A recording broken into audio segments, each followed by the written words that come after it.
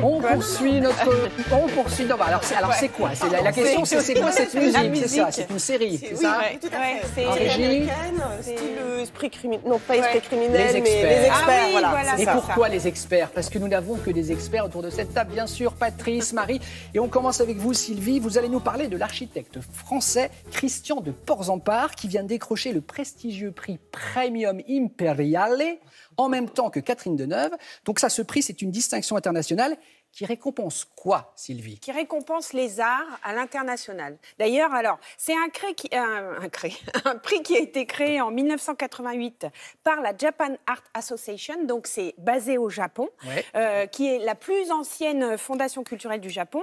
Et ce prix, on peut dire que c'est l'unique prix international qui récompense des disciplines artistiques variées, c'est-à-dire qu'il y a la peinture, la sculpture, l'architecture, la musique et le théâtre-cinéma. Donc c'est pour ça Catherine Deneuve, entre autres.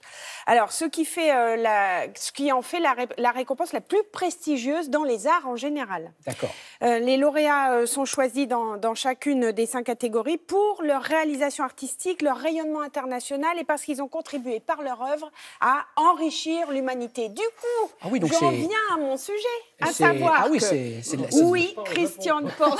Quand est-ce que je pars au Japon? Quand est-ce que M. Ronden va être distingué, quand même? Quand est-ce que je repars au Japon? Oui, c'est ça.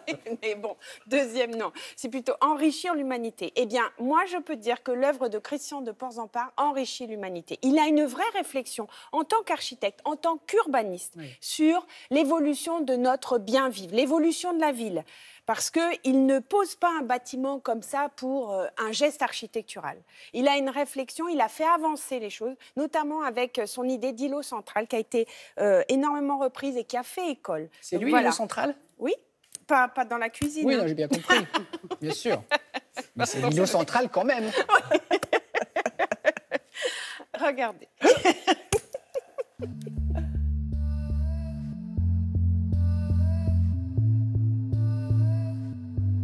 Christian, vous allez recevoir le prix Premium Imperiale. Ça veut dire quoi pour vous?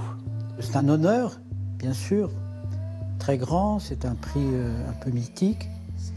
Et puis, c'est dirigé vers l'art. Ça montre, au fond, l'architecture dans sa perspective d'une des catégories de l'art. Alors, on pourra en parler. C'est pour moi un art, mais c'est un art public, un art avec responsabilité. Est-ce que ça vous fait faire un bilan un peu? Oui. Je suis à un moment où le nombre d'années où je vais continuer à être actif ne sera pas supérieur probablement à celles qui sont derrière moi. On fait un peu le bilan de ce qu'on a fait.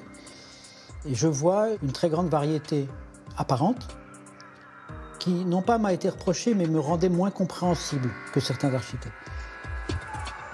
Qu'est-ce qui fait que c'est varié? Il y a peut-être un tempérament personnel. Il y a une attention à la ville, au contexte, au site, une attention à dialoguer avec ce qui est là. Donc je m'intéresse dans les projets à quoi ça va répondre. Chaque projet, c'est à la fois le plaisir de l'avoir fait, la lutte pour obtenir, et puis après, comment c'est utilisé, comment ça vit. Et je suis heureux quand j'ai des retours qui me disent que les gens vivent bien à l'école de danse de Nanterre ou habitent dans les Hauts-de-Forme ou à Bercy, de ce qu'on a pu faire. Et c'est émouvant, quoi. Et le plaisir, il est toujours le même depuis vos débuts? Oui, d'abord, on est toujours étonné, même si on l'a dessiné, voulu.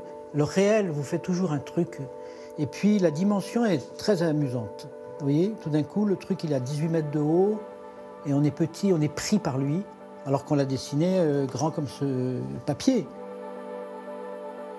J'aurais pu être, comme beaucoup, dessiner, et puis ça reste des dessins, ça reste dans la sphère artistique. Et moi, c'était important pour moi. Je n'ai pas voulu enseigner après 68, comme beaucoup de mes copains. J'ai dit, je voudrais apprendre à monter un parpaing sur l'autre. J'en ai marre de tous nos efforts théoriques. Trop de textes. Et c'est vrai que je sentais que j'avais besoin de ce réel, et alors que j'avais l'air d'être celui le moins préparé à ça. Les gens, ils savent. Waouh.